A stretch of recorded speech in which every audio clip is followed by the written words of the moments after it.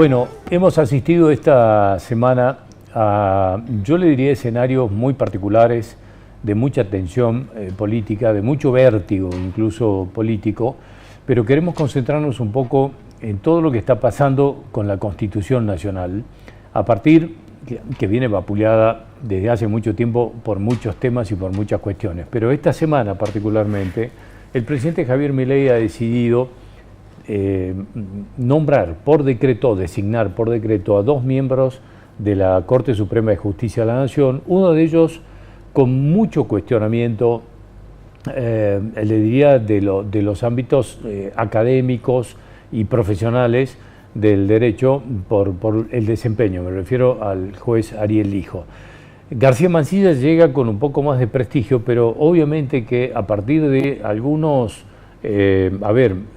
incoherencias o por lo menos posiciones muy disímiles en tan poco tiempo, me parece que lo deja mal parado. Ahora, ¿cómo impacta todo esto en la imagen del máximo superior Tribunal de Justicia de la Argentina? Se lo vamos a preguntar al doctor Omar Carranza, que es constitucionalista, que nos ayude a pensar y a ver si podemos entender qué es esto.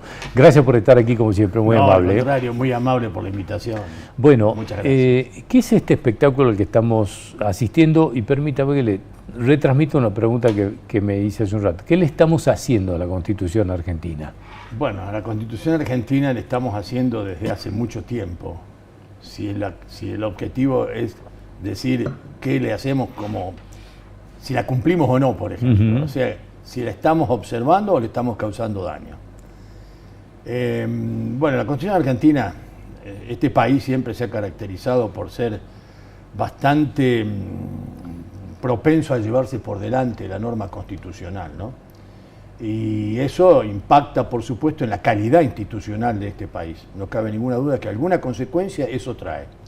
Y en donde más impacta y en donde realmente uno lo ve como muy lamentable es en la merma de la calidad institucional que tiene que tener un sistema que quiere vivir dentro de un Estado constitucional de derecho. Es decir, el imperio de la ley, nada más ni nada menos. Vivir dentro del marco de la norma, eso es lo que nos trae seguridad jurídica para todos. Entonces, ¿qué quiere decir? Que tenemos que cumplir la Constitución. Punto 1.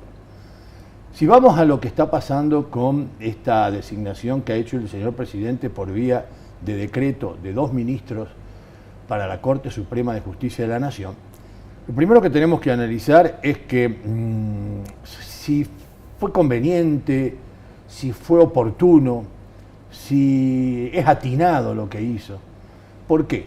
Porque en definitiva, de acuerdo a la propia Constitución, el señor presidente, estando en receso el Congreso de la Nación y por lo tanto el Senado de la Nación, tiene potestad de atribución constitucional para designar jueces en comisión durante el receso del Poder Legislativo. Estamos hablando de la Constitución, artículo 99, inciso 19. Aquí permítame hacer una pregunta. ¿El presidente podría haber mandado esto a extraordinarias? Sí, claro, podría haberlo mandado. Sí, una cosa es mandar un tema a extraordinaria y otra cosa que me lo apruebe. Sí, claro. ¿No es cierto? Sí. Porque hasta que lo traten. Hasta que lo traten. Pero el Senado aprobó todo lo que estos 2 candidatos expusieron frente al Senado de la Nación. Incluso cumplieron con alguna de las etapas, que era ir al Senado, digamos, asistir a esa suerte. Correctamente. Lo que pasa es que el acuerdo no se ha podido dar porque no ha habido ¿qué? No ha habido mayoría. No ha habido el consenso necesario por una mayoría. Entonces, al no tener ese consenso que le dé la mayoría necesaria para aprobar los pliegos de los 2 señores, los 2 magistrados propuestos, bueno, esto no ha podido concretarse conforme el procedimiento constitucional. A raíz de esto, el señor presidente, de no tener esa posibilidad de contar con la anuencia a través de su acuerdo por parte del Senado para la designación de los dos miembros, ha ido por la vía del 19 del artículo 99. Está en receso el Parlamento, yo pongo el decreto. Claro, está bien, son jueces en comisión, es decir, jueces que van a durar hasta que finalice la próxima legislatura que va a empezar el día de mañana, es decir, el primero. Entonces, ¿qué quiere decir? que estos jueces están en comisión. Entonces, ahora lo que tenemos que ver, que esto puede pasar, de que estos jueces vayan a seguir de aquí hasta el 30 de noviembre como magistrados de la Corte, pero ¿qué ocurre? Después, en ese plazo hasta el 30 de noviembre, tienen que tener, para quedar consolidados como tales, el acuerdo del Senado. Si no tienen el acuerdo del Senado, automáticamente pierden el estatus de jueces de la Corte y serán eventualmente propuestos nuevamente por el señor presidente. Que serían, digo, hipotéticamente los jueces terminarían siendo los jueces o ministros de la Corte Suprema de Justicia de la Nación del mandato más corto de la historia. Bueno, sí, también. Más o menos, ¿no? Sí, habría que revisar en la historia nacional que ha habido tantos altos y bajos, si no hay algunos otros, que no sea, por supuesto, por renuncia o enfermedad o muerte. Ahora, lo llevo a algunas cuestiones, a ver, no sé si decirle literales o al espíritu de la Constitución, porque, o quizás esto no se terminó adaptando a los tiempos, y me refiero a la palabra empleo dentro de la Constitución argentina, que habla de los miembros de la Corte o de los jueces como empleados, digamos, o empleos. Sí. Digamos, a uno le suena ya como contradictorio que un poder que tiene que tener independencia, si son empleados tienen dependencia de alguien, y esto suena raro. Esto es de esos espíritus altísimos que en algún momento se han plasmado en la Constitución. Bueno, si vamos seguimos con el análisis del 19, donde estaría un poco el meollo de esto, ahí dice empleos, ¿no es cierto? Es cierto, el vocablo literal es empleo, pero dice que requieren o que necesitan acuerdo del Senado, o sea que ya empezamos a desbrozar el tema. No son todos los empleos, son los que requieren acuerdo del Senado. Este es uno que requiere acuerdo del Senado. Entonces, cuando uno habla de empleos, tiene que remontarse también, para ser justo con la Constitución fundamentalmente, de que cuando dice empleos estamos hablando de una Constitución dictada en 1853. También cuando dice durante el receso, ¿por qué habría que interpretar ese receso? Hoy, si decimos receso, ¿qué nos pone, qué se nos viene a la mente? Terminan el 30 de noviembre y comienzan el 1 de marzo las actividades del Poder Legislativo. 3 meses. En aquel tiempo, cuando se dictó la Constitución, era del 1 de mayo, me confundí con el actual, del 1 de mayo al 30 de septiembre. Era aún más corto. No, mucho más, era mucho más amplio el receso. El receso, sí, me refiero más corto el periodo de sesiones, sí, claro. Entonces prácticamente era muy importante el término que no estaba actuando el Senado. El Senado en este caso que lo necesitamos. Entonces también eso hay que merituarlo, porque cuando se dice esto no se tiene en cuenta de que posiblemente eso, que estén en receso, y claro, uno requiere algunos cargos, caso esto de los jueces o de tantos otros jueces, que si no está el Senado, bueno, los nombro porque no puedo parar el Poder Judicial, por ejemplo, hablando de los jueces en general, me refiero, ¿no? Aunque también se hizo hincapié en este caso de los 2 magistrados propuestos, bueno, uno ya es magistrado, el doctor García Mansilla, que no podía seguir actuando la Corte con 3 miembros. Realmente eso es un desfasaje muy importante, ¿no es cierto?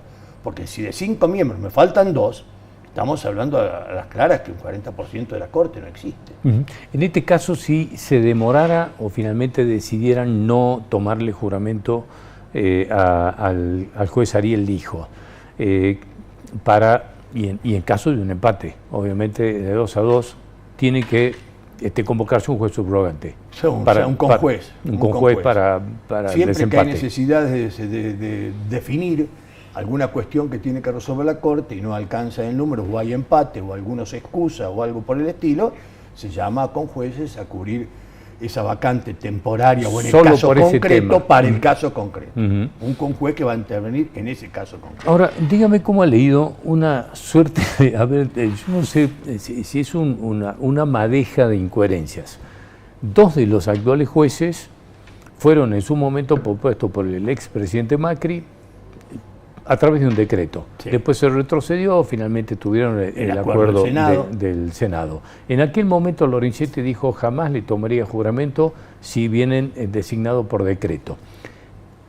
Pasa el tiempo, llegamos a esta instancia, uno de los jueces que dicen que es impulsado justamente por Lorenzetti, que es el juez Ariel Hijo, también es impulsado por decreto para llegar a la Corte. En este caso Lorenzetti no sé qué va a hacer cuando llegue el Hijo. Ya le tomó juramento a alguien designado por decreto como García Mansilla. Digamos, ya contradice lo que había dicho anteriormente.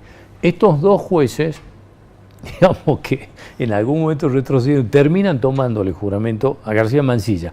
Y García Mansilla, hace muy pocas semanas, en el Senado justamente dijo, jamás aceptaría ser designado por decreto como juez de la Corte. Hoy es juez de la Corte por decreto. En cuanto, digamos, esto termina, toda esta madeja termina desprestigiando, digamos, a el máximo tribunal de justicia, que es el último recurso que tenemos todos los argentinos. Y es el más alto tribunal, es, como se dice vulgarmente, la última palabra a nivel nacional, ¿no es cierto?, de las controversias de derecho que tiene que resolver el Tribunal Supremo, ¿no? Pero sí, todo esto que está comentando muy ajustadamente a lo que está pasando en este país, forma parte de eso de que luego impacta negativamente en todos nosotros, los ciudadanos comunes. Porque hoy se dice una cosa, mañana se dice otra, pasado otra y más adelante otra. Entonces la gente se encuentra en una situación de desorientación. No sabe, pero mirá lo que dijo acá, pero mirá lo que no dijo de este lado, pero ayer dijo otra cosa y ahora... Entonces es como que esto nos plantea una situación de incertidumbre, que eso es lo peor. Eso es lo que ataca, eso es lo que lacera directamente la seguridad jurídica, la incertidumbre, la falta de credibilidad, de previsibilidad. Entonces, frente a eso, ¿qué podemos hacer nosotros? No saber qué ley es aplicable en tal momento, qué otra norma se aplica en este otro. ¿Es este funcionamiento de tal poder del Estado el correcto o le corresponde a este otro? Entonces, frente a este desacople de todo lo que son las funciones, el órgano que le corresponde, lo que piensa la gente, lo que escucha la gente, nos hace que perdamos credibilidad constitucional. Ahora, eso es lo peor. La tolerancia social con esto, digamos, que no está medida, porque como no se vota ni por jueces ni por nada, no sabemos hasta dónde alcanza, quizás nos podrían llegar a orientar algunas encuestas. Ahora, la tolerancia social con esto corresponde a que no sabemos y no conocemos todo el tecnicismo jurídico, tenemos desconocimiento que deberíamos tenerlo, pero estimo que no tenemos o es porque no hemos puesto a la Constitución y el funcionamiento de la justicia en donde corresponde tenerlo como último recurso de la sociedad. Lo primero, en base a las palabras, cuando decimos, ¿por qué tenemos esta especie de desacople, decía yo hace un rato, constitucional, entre el funcionamiento, lo que corresponde, lo que no? Porque hay un problema, creo, de base. Hablando de encuestas, que recién mencionaba, el 76% de los argentinos, en una encuesta de muy reciente aparición, el 76% de los argentinos no conoce la Constitución. 76%. ¿Qué quiere decir esto? Que nosotros pedimos a gritos regirnos por una Constitución, que la Constitución sea la tabla de salvación, como dijo alguna vez alguien, para la sociedad en todos los conflictos que se le suscitan, pero no sabemos qué es, para qué está, para qué sirve, cuál es la función propia del juez, cuál es la del legislador, cuál es la del ejecutivo y toda su estructura. Entonces, si no sabemos esto, es como que vamos a ciegas, a tientas. Bueno, me parece esto, me parece aquello. No todo es me parece.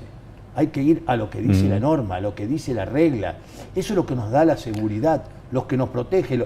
La ley crea, digamos así, escenarios de inmunidad para nosotros, para los ciudadanos. Para eso está la ley. Alguien decía muy ajustadamente, a mi modo de ver, un gran profesor amigo mío, decía, la ley es el poder de los sin poder. La ley es el poder de los sin poder. Hablando entre el poder estatal y el poder de los ciudadanos. ¿Cuál es el poder que yo tengo frente a ese poder? La ley. Porque esos señores no pueden alterar el funcionamiento de la norma o ley constitucional, no pueden pasarlo por encima, no pueden desconocerlo, no pueden aborrecerlo, porque de ello depende que yo esté tranquilo de que esa ley me está protegiendo. que ese es mi poder para defenderme frente al ataque del poder político, del poder estatal, el poder del gobierno en definitiva. Estoy, le digo, azorado con el número de esta encuesta, del 76%. Sí, y sí. esto quizás haga saber que el 76% de los argentinos no conoce cuáles son sus garantías, pero tampoco sus obligaciones. No. Y esto quizás empieza a explicar muchísimo de los Pero problemas va de base suyo, que va tenemos, de suyo ¿no? que es así, es correcto. No solo no sabemos cuáles son nuestros derechos, sino sabemos cuáles son nuestras obligaciones, nuestros deberes, nuestros compromisos con la norma constitucional, que en definitiva es el compromiso con la sociedad, con los demás ciudadanos, porque esto es una situación de convivencia que se realiza, esa convivencia, a través de reglas. Y las reglas son para cumplirlas. No las cumples vos, no las cumple el señor, no las cumple... ¿Esto qué es? Una anarquía, un caos. Es la forma de poder convivir en paz cuando se cumplen las reglas. Si las reglas no sirven, si las reglas son obsoletas, son vetustas, son irrazonables, modifiquémoslas. Es decir, tengamos el tino de no apartarnos de una norma porque no me gusta, y ese espacio que queda sin norma lo cubro yo con mi conducta, con mi parecer, con mi interés. No.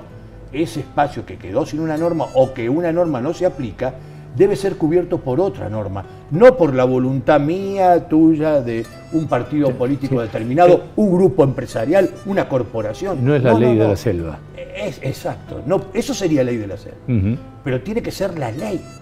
El imperio de la ley, una ley que aparte de legalidad tenga legitimidad, que es lo que nos estamos olvidando. Exigimos mucha legalidad, pero no nos damos cuenta que hoy ya pasó mucho tiempo del origen del constitucionalismo, que era imperio de la ley, legalidad. Hoy se necesita legitimidad también. Es decir, no solo respetar los procedimientos previstos para dictar una norma y que sea la autoridad que conforme la Constitución lo dicta, sino que la norma que se dicta, para ser aceptada por nosotros los ciudadanos y por la comunidad en general, tiene que tener legitimidad. Es decir, tiene que tener principios éticos jurídicos sostenibles por la sociedad. Ahí está, hay la parte, digamos así, del valor que tiene que tener la norma, aparte de ser legal, legítima. Ojalá aprendamos algo de esto y abra instancias para que empecemos a conocer un poco la Constitución, o por lo menos nos interesemos por conocerla. Yo creo, mirá, que sería conveniente, ¿cómo te podría afianzar el estudio de la Constitución? A pesar de que tiene su día la Constitución, 1 de mayo, y muchas provincias ya, no sé si cuántas serán en total, pero tienen establecidas leyes que establecen el Día de la Constitución en cada provincia. Nosotros hemos trabajado cuando estábamos en las cátedras de Derecho Constitucional para que esto así fuera, pero me parece que la Constitución tiene que ser enseñada en todos los ámbitos que se pueda, no solamente colegios y demás, porque es la forma de asegurarnos que vamos a conocer que tenemos que ser regulados, regidos por normas jurídicas. Doctor, le agradezco mucho haber venido como siempre. No, al contrario, gracias por la invitación. Muy amable y sobre todo por el aporte. No, al contrario. Muchas gracias, hasta cualquier momento. Gracias. Volvemos enseguida, acuérdense, vamos a estar hablando con la diputada nacional Pamela Caletti y viene un periodista, analista, Daniel San Moral, viene a visitarnos para analizar todo este tiempo político. Ya volvemos.